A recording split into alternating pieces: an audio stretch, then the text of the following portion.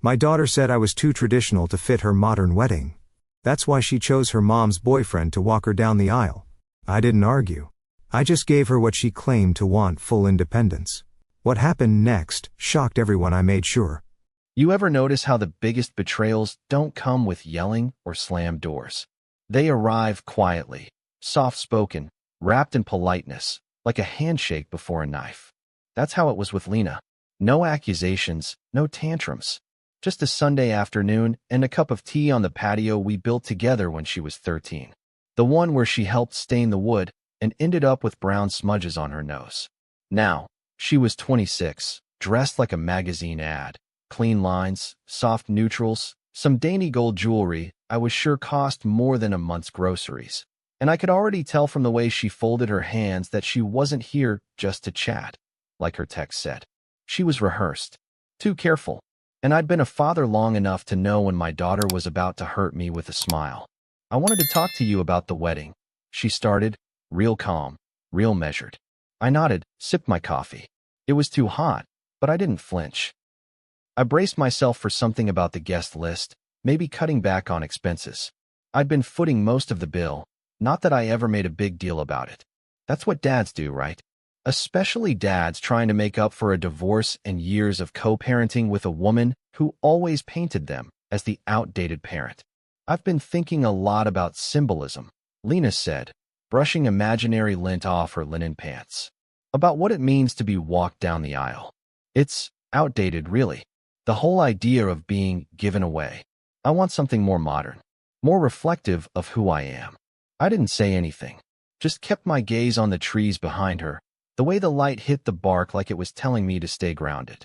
Then she dropped it, lightly, like it was no big deal. So I've asked Eric to walk me down instead. My ex-wife's boyfriend. The man who came into the picture 5 years ago, who coached Lena's flag football team for one season and suddenly became the fun one. The man who bought her concert tickets and let her drink wine with dinner when she was 20. The man she once called just mom's rebound before he bought her a car for graduation and became like family. I didn't even blink. Didn't ask why. Didn't argue. I just nodded once and said, "All right." She looked surprised. Not relieved, surprised. Like she expected me to put up a fight, beg, cry, whatever TV dads do in these moments. "You're not upset?" she asked. Her voice was cautious, like she was stepping around glass. I smiled the way you do when your gums ache, but you don't want to make a scene at dinner. "You've made your decision," I said. "It's your day." She reached across the table and touched my hand, that soft brush of daughterly affection I used to treasure. "I hope you understand." I didn't pull away, but I didn't close my fingers around hers either. I just let the moment pass, like steam from my coffee. She left soon after, said she had errands to run. Hugged me, light and quick, and thanked me again for being so mature about it. I sat there long after she pulled out of the driveway, staring at the spot where her car had been. Not angry, not even sad, just hollow, like someone had scooped something out of me and left the shell upright. There's a specific ache that comes from being replaced. Not because you weren't good enough, but because you weren't shiny enough anymore. And maybe that was my fault. I never tried to compete with Eric. Never tried to buy Lena's love. I thought being present, consistent, was enough. Turns out, tradition is easy to discard when something newer comes along. All those years I said yes. Yes to the late-night rides. Yes to the rent payments. Yes to the emergency dentist visits. Suddenly didn't matter. I was too traditional. And I finally understood that what she really meant was too inconvenient to fit the image she wanted now. That night, I opened my laptop and reviewed my finances. I'd been paying her rent for over a year while she transitioned between jobs, covering tuition for grad school because she wanted to delay the corporate world a little longer. I'd never missed a payment, never made her feel like a burden. But sitting there in the quiet hum of my office, I realized I wasn't helping anymore. I was enabling a version of her that thought I was just a background prop in her life. Someone useful, but no longer necessary. So I sent her a transfer, one final lump sum, enough to carry her for the next month, and then canceled the recurring payments. I emailed the university's financial aid office to remove my name from her tuition account. And I drafted a short message. "I love you. I'll always be your father. But from here on out, I'm giving you what you asked for. Full independence. No more financial support. No more safety net. With love, Dad. She didn't reply that night, but I saw the message was read. The next morning, I woke up to 5 missed calls and a voicemail where she sounded more angry than heartbroken. You're being petty, she snapped. You're punishing me because I didn't pick you for a stupid wedding moment. I thought you were better than this. You're being cold. I listened to it twice. Sat there in the living room, phone in hand, staring at the empty space above the fireplace where her high school graduation photo used to sit before she took it for her apartment. Cold. That's what she called it. Cold. But it didn't feel cold. It felt clean. Like closure. Like after years of holding the door open, I was finally allowed to close it. Not lock it. Not slam it. Just close it. Because the truth is, I didn't walk away from my daughter. I just stepped out of the frame she didn't want me in anymore. When I was younger, I used to think love was something you proved by what you gave. Money, time, forgiveness. I thought that was the mark of a good father. Someone who just kept showing up, no matter how many times the door slammed in his face. I kept telling myself it was just a phase when Lena stopped calling as often, when holidays got shorter, when birthdays became texts instead of visits. She's finding herself, I'd say. She's building her own life. But after that Sunday on the patio, after she told me I was too traditional and handed over my role to another man, I realized I wasn't just a supporting character. I was an extra, silent, dressed in gray, there to fill the space without drawing attention. And when I stopped paying the rent the next week, I guess she finally noticed just how much space I'd been filling without complaint. She called 3 days later. I let it ring, not out of spite, but because I needed a moment to breathe before hearing her voice. She followed up with a text. Hey, I think there's an issue with the rent. Can you check? No apology. No acknowledgement. Just a line, like she was contacting a customer service rep who messed up an automatic payment. I stared at that message for a long time, thumb hovering, before I finally replied. Not an issue. Just a change. You're on your own now, sweetheart. I believe in you. Short. Direct. No venom, but no wiggle room either. She left me on read for hours. Then, finally, she responded. Wow. Okay. So because you didn't get your moment at the wedding, you're pulling everything back? That's real mature. I didn't answer. Some words don't deserve oxygen.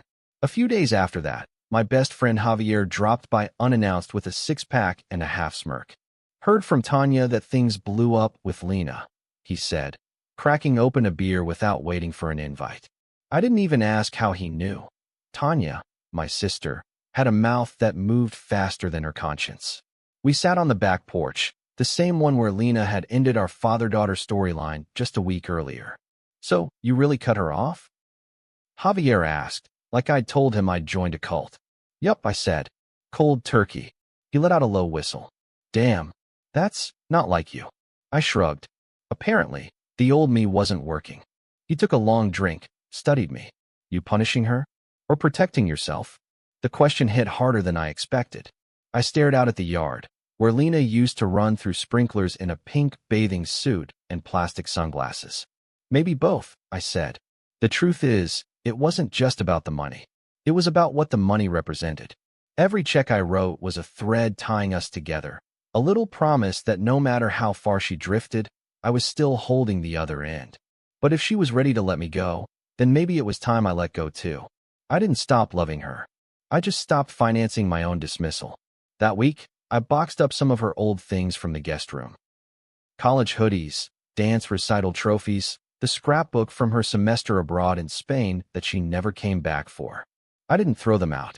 I just packed them neatly, labeled the box, and moved it to the garage. There's a quiet kind of grief in organizing memories no one else remembers. Then came the voicemail. A long, drawn-out rant. Left at 2 a.m. after what I assume was a couple of glasses of wine and a phone call with her mother. I can't believe you're acting like this, Lena snapped through the speaker. You're seriously turning your back on me because I made a choice for my own wedding? You're my father, not my boss. You don't get to withdraw support like it's a punishment. You're just proving why I didn't want that outdated walk down the aisle. You can't handle not being in control. I sat through the whole thing, stone-faced. She didn't cry. She didn't apologize. She just fumed. And the longer I listened, the more I realized she wasn't mourning a relationship. She was mourning a resource. That night, I lay awake staring at the ceiling, wondering how we got here. I thought about that summer after her mom and I split, how Lena used to sneak into my bed at 2 a.m. because thunderstorms scared her. I'd hold her tiny hand and promise nothing would hurt her as long as I was around. I kept that promise longer than most men would. Paid for braces, therapy, college applications, heartbreaks I couldn't fix. I was never the fun one, never the cool one. But I was there. Always. And now she called me controlling, petty, cold. I don't know what stung more, her words, or how easily they came. Tanya called the next day. "You gonna talk to her?" she asked, voice cautious. Eventually, I said, "Just not now." She sighed. "She's young, Mark. She doesn't get it yet." "No," I said, "she does. That's the problem." There was silence on the line, and then Tanya said something I hadn't expected. "You know, I think you did the right thing." I blinked. "Really?" "Yeah," she said. She needed a wake-up call. "You've been cushioning her from consequences for too long." I didn't say anything, but a tightness in my chest loosened a bit. It felt good to be seen, even for a moment.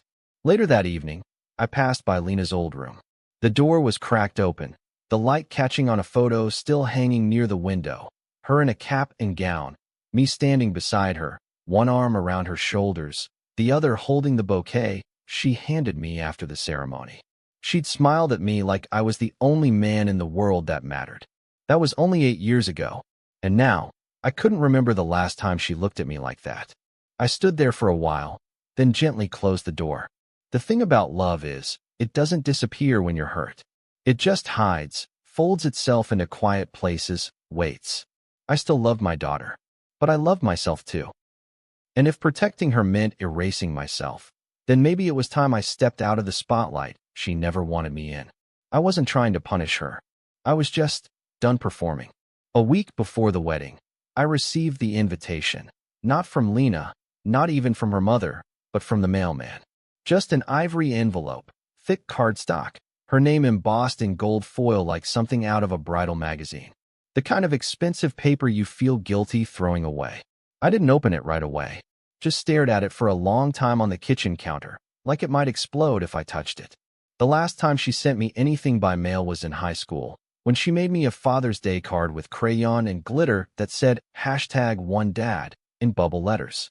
Now, her message was clear, formal, detached, and sealed. When I finally opened it, I saw something strange.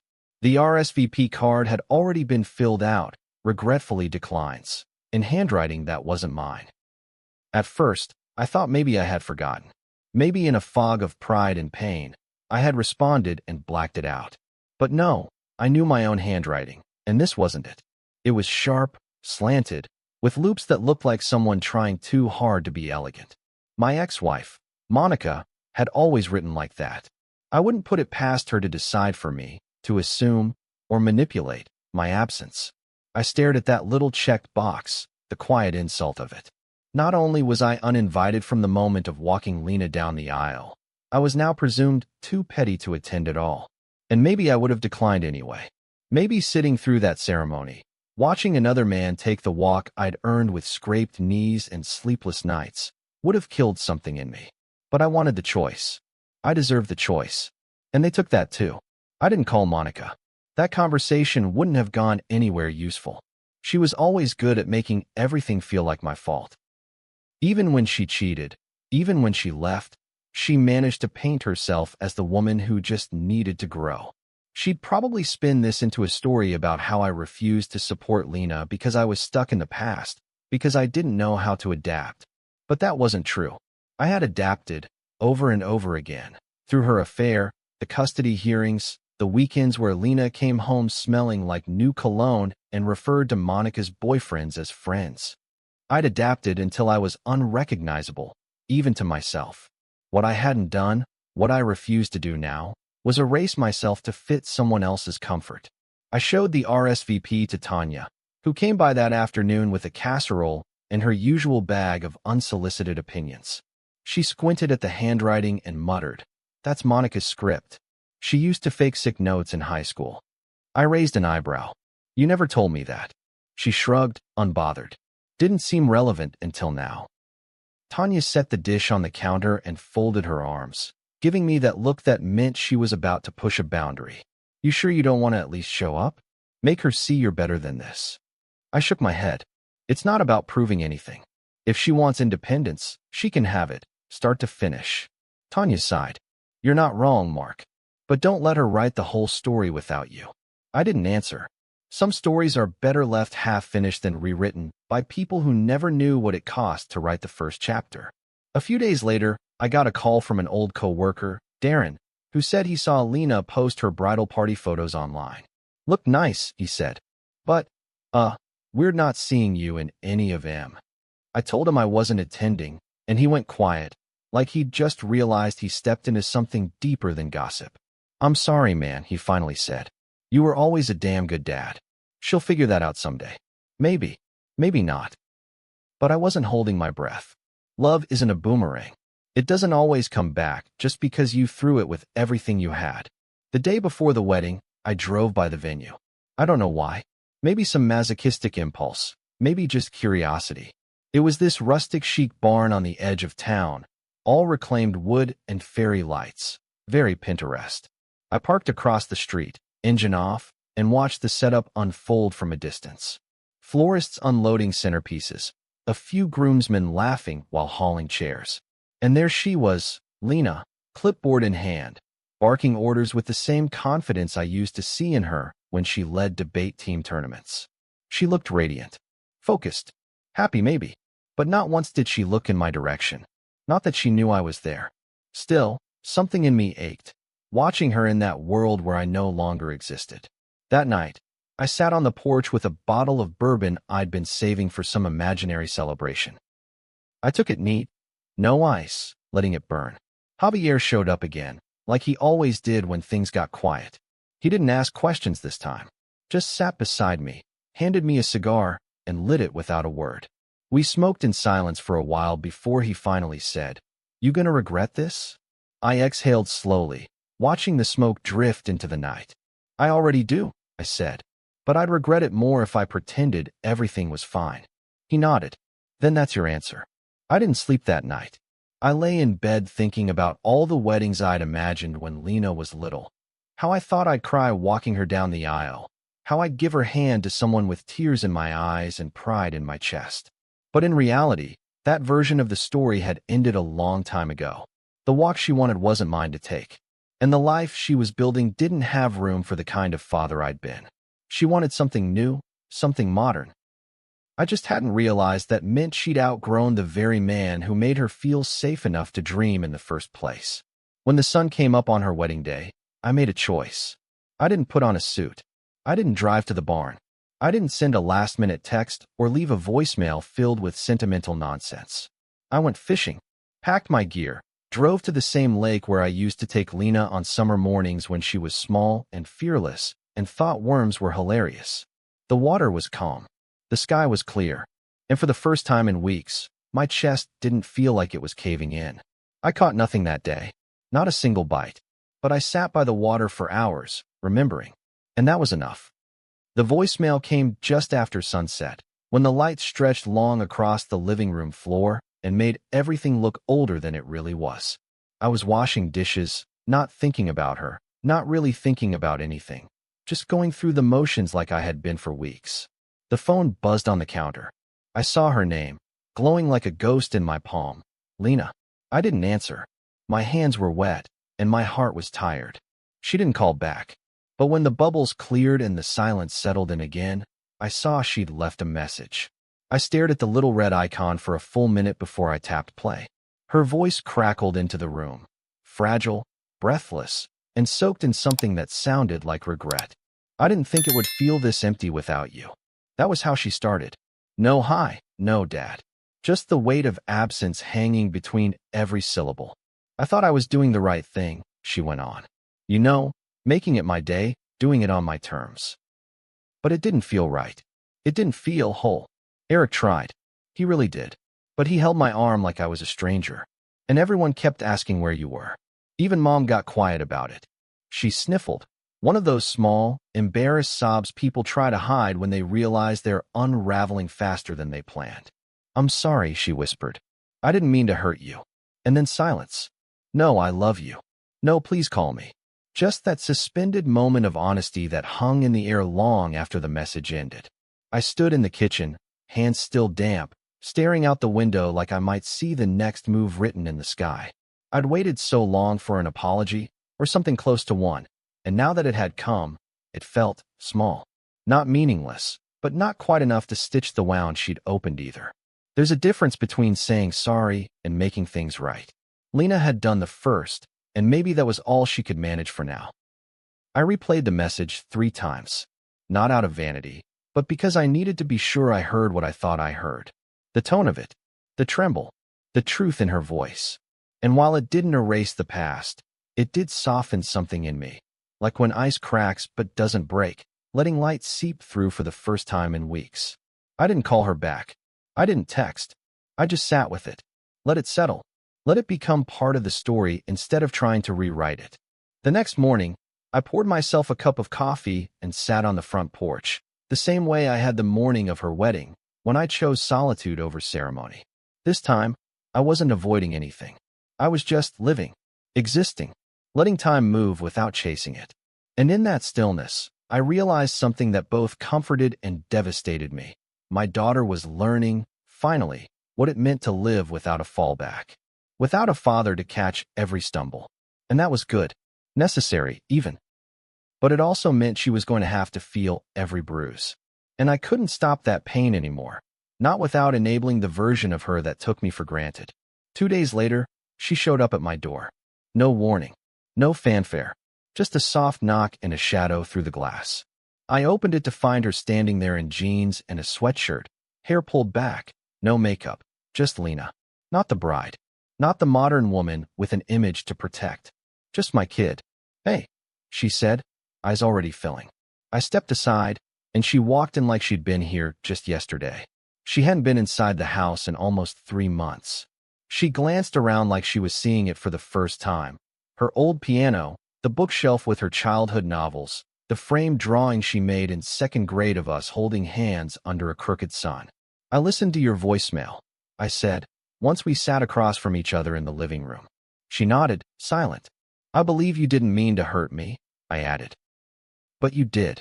That landed heavy, and she didn't look away from it. She took it, let it sink in. "I know," she said. "I thought I was making a statement by choosing Eric. I don't know, that I was being bold, independent." I leaned forward, elbows on my knees. "And now," she exhaled, "now it feels like I just chose a headline over a relationship." That stopped me, not because it was dramatic, but because it was honest. She wasn't excusing herself. She was seeing the wreckage. For the first time since all this began, we talked. Really talked. Not over text, not through voicemail. Face to face. She told me about the wedding, how it felt sterile, how even Monica had pulled her aside after the ceremony and said, "You know, that should have been your father." How Eric had stumbled through his speech, referencing inside jokes that weren't his to share. Everyone smiled, Lena said, but it felt hollow, like everyone was playing pretend and I was the only one who knew it. I nodded, letting her speak. I didn't offer her a way out. I didn't smooth it over. I just listened. Then she asked the question I'd been waiting for. "Do you think you can forgive me?" It wasn't a demand. It wasn't even a plea. Just a question, tentative, afraid. I leaned back, studying her. "I already have," I said. "But forgiveness doesn't mean we go back to how things were." Her face fell slightly, but she didn't protest. "I know," she said. I want to rebuild. Slowly, if that's what it takes." And in that moment, I saw her. Not the daughter who wounded me, not the woman who made a careless choice, but the person trying to climb out of her own pride and meet me halfway. And I respected that, deeply. Still, I was careful. I reminded her that full independence meant just that. No more tuition checks. No more emergency bailouts. No more blind loyalty without reciprocation. "You're an adult," I told her, "and adults live with their choices." She nodded again, this time more firmly. "I get it. And I'm okay with that. I just want to know you're still in my life." I gave a soft smile, the first real one in weeks. I never left. You just stopped looking. She stayed for an hour, then left with a quiet hug and a whispered, "Thank you." As I closed the door behind her, I felt something shift. Not everything was healed. Not everything would be. But maybe, just maybe, the door didn't have to stay all the way closed. It didn't take long for the cracks to show. A month after the wedding, Lena called again, this time during work hours, which told me everything I needed to know. She never called during the day unless something was wrong. I let it go to voicemail. Not to be cruel, but because I needed time to steel myself before hearing the edge in her voice. That subtle desperation she tried to hide under politeness. When I finally played the message, she sounded tired. "Hey, Dad. So, I know we talked about the whole financial independence thing, and I respect it. I do. But something came up with tuition. They won't release my class registration without payment. I thought maybe we could just talk about it. Not asking for a handout, just a loan. I'll pay it back. Promise." She added that last word like it was a lifeline. I sat at my desk, the phone still in my hand, thinking about how many times I'd heard that word, promise, over the years. Promises to call. Promises to visit. Promises to repay. I'd forgiven broken promises more times than I could count, because I'd always told myself she was still learning, still growing. But the problem with always forgiving is that people start mistaking your grace for a guarantee. I looked out the window at the old oak tree in the backyard, the one she used to climb with scraped knees and wild hair. She'd shout from the branches, "Watch me, Daddy." And I always did. Every time. But this wasn't a scraped knee. This was a pattern. And I wasn't sure I could afford to play the safety net again. Not financially, and not emotionally. That night, I called her back. She answered on the first ring, her voice already layered in cautious optimism. "Hey," she said, like the word might soften me. "Hey." I replied, flat but not unkind. I didn't drag it out. "I heard your message." Silence on the other end. Then, "Yeah, it's just a short-term issue. I'll cover it eventually." I nodded even though she couldn't see me. "I believe you. But that's not the point." I let the pause sit. "Lena, when you told me I was too traditional for your wedding, what you were really saying, whether you realized it or not, was that you didn't need me in the role I'd always played. That was a hard thing to hear, but I accepted it. And part of accepting that means stepping back. Really stepping back." She was quiet. I could hear her breathing, shaky, like she was trying to hold something in. "I get it," she finally whispered. "I do. It's hard." I softened a little. "Of course it is. Independence is hard. But you asked for it. And I gave it to you." I heard a sniffle. "So you're saying no?" "I'm saying I love you," I said. "And I trust you'll figure it out." The silence that followed wasn't angry or dramatic. It was stunned. Like she'd come to the edge of the bridge expecting a safety net, and all she found was air. Eventually, she said, "Okay, I understand." But her voice cracked halfway through. I didn't say anything else. I just let the call end there, clean and quiet, because dragging it out wouldn't have made it easier. I stood by the window again after we hung up, watching the dusk settle over the yard. Part of me wanted to run to her, to fix it all. But the bigger part, the tired, wiser part, knew that if I did, we'd be right back where we started. 2 days later, Tanya called. "You really told her no?" she asked, not judging, just stunned. "I did," I said. She needed to hear it. Tanya was silent for a moment. Then, "You're stronger than me." I smiled faintly. "No, just older." She laughed softly. "That's not the same thing, Mark." But I knew what she meant. This wasn't strength. It was just the weariness of a man who had spent too long giving too much and being too little in return. The fallout came quickly. Lena didn't call or text for a week, then started posting vague captions on social media, quotes about outgrowing people and being your own hero. I didn't comment. I didn't even like the posts. I just watched from the sidelines, as I'd learned to do. Javier, ever the watchdog, saw them too and brought them up one night over beer. "You think she's talking about you?" he asked. "Probably," I said. "And you're okay with that?" I took a long sip before answering. "I'm not okay. But I'm not surprised, either." He nodded slowly. "It sucks, man. Watching your kid weaponize your love against you." I didn't respond. Didn't need to. He was right. But I wasn't going to defend myself on Instagram. I wasn't going to beg for public understanding. My love for her had never been performative. And I refused to let it become that now. The hard part wasn't the silence. It was the mundane things, the little gaps where she used to be. Sunday mornings when I'd expect a call, and remember, she wasn't calling anymore. Packages arriving with her name still on them because she hadn't updated her address. The birthday gift I'd already bought before the wedding drama started, still wrapped and untouched in the closet.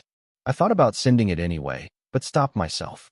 Not out of pettiness, but because I knew the gesture would only confuse the boundary I was trying to hold. And boundaries, I was learning, only work if they're consistent. Still, part of me wondered if I was being too harsh. If maybe I should have bent just a little, extended a temporary olive branch.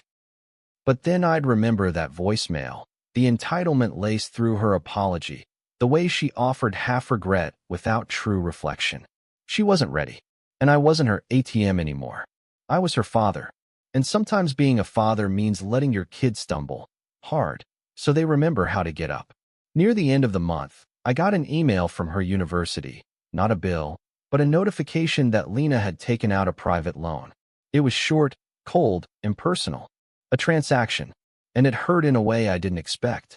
Not because she found another way, but because I wasn't part of the solution anymore. Still, I closed the email and sat with it, feeling both proud and profoundly sad. This was what I wanted, wasn't it? For her to stand on her own? So why did it feel like I'd just watched a bridge burn that took 26 years to build? Closure doesn't come like they show it in movies. There's no swelling music, no dramatic confrontation, no final hug that stitches everything back together. In real life, it arrives quietly, sometimes without anyone else noticing. Mine came on a Wednesday, just after I got home from the grocery store.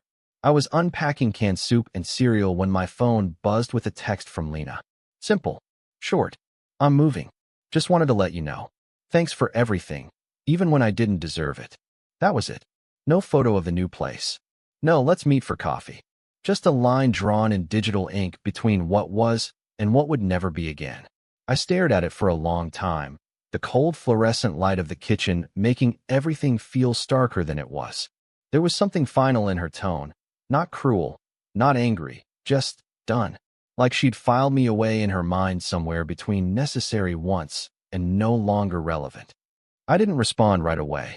I finished putting away the groceries, wiped down the counter, and fed the dog.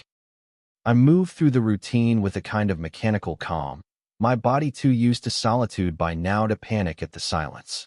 Later, I sat down in the living room, turned on the lamp, and finally typed my reply. I'm proud of you for standing on your own. You're stronger than you think. I love you always. Take care of yourself. I hit send. No frills. No guilt trip.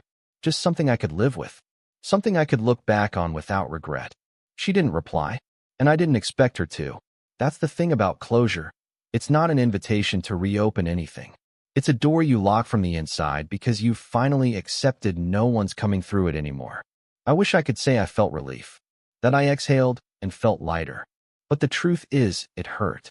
It hurt like hell. Not because I wanted her to stay dependent, or even close, but because I'd spent most of my adult life believing that fatherhood was this unbreakable thread. And now that thread had frayed so quietly, I almost missed the moment it snapped. It wasn't the money. It wasn't the missed wedding walk. It was the realization that I had become optional. A name in her phone that no longer meant urgency or comfort. Just dad. A label with no function anymore. Javier came over that weekend with beer and a stack of DVDs like it was 2004 again. You good? He asked, one brow raised. I didn't lie. Not really. He nodded, opened 2 bottles, handed me one. She texted me. I added. Said she's moving. He whistled low. Wow. She say where? Nope. You ask? Didn't feel like my place, I said. He shook his head. Man, I gotta say, you handled this better than most people I know. I gave a weak chuckle. You mean I didn't blow up her wedding on Facebook? He smiled. Exactly. You took the high road so long. I think you've circled the earth. I raised my bottle and mock toast. To unappreciated altitude. The truth is, there were still things I hadn't said. Like how I felt watching her post wedding photos without me in them. Like I'd died a long time ago. Or how hard it was walking past her old room and realizing she'd never step foot in it again. Not because she couldn't, but because she wouldn't. But those weren't things that needed to be said aloud. They were mine to carry, quietly, like the boxes of her childhood drawings and trophies still gathering dust in the garage. I didn't throw them out. I wouldn't. But I didn't take them out either. Some memories are best left undisturbed. A week after her text, I went back to the lake. The same one I'd visited on her wedding day. The same spot where we used to fish when she was small, and her world was still simple enough that a tug on the line could make her squeal with joy. I stood on the dock with a thermos of coffee, watching the sun rise, listening to the water lap against the wood. And I thought, not with bitterness, but with clarity, about all the things I'd given her. Not just money, or rides, or guidance, but space. Space to fail. Space to fly. Space to reject me, even. And maybe that was the hardest part of love, giving without expecting applause. Letting go without demanding gratitude. I didn't cry. I hadn't cried since the voicemail. But I did close my eyes and breathe deep, letting the cold air bite a little. It reminded me I was still here. Still standing. Still capable of love, even if the shape of it had changed.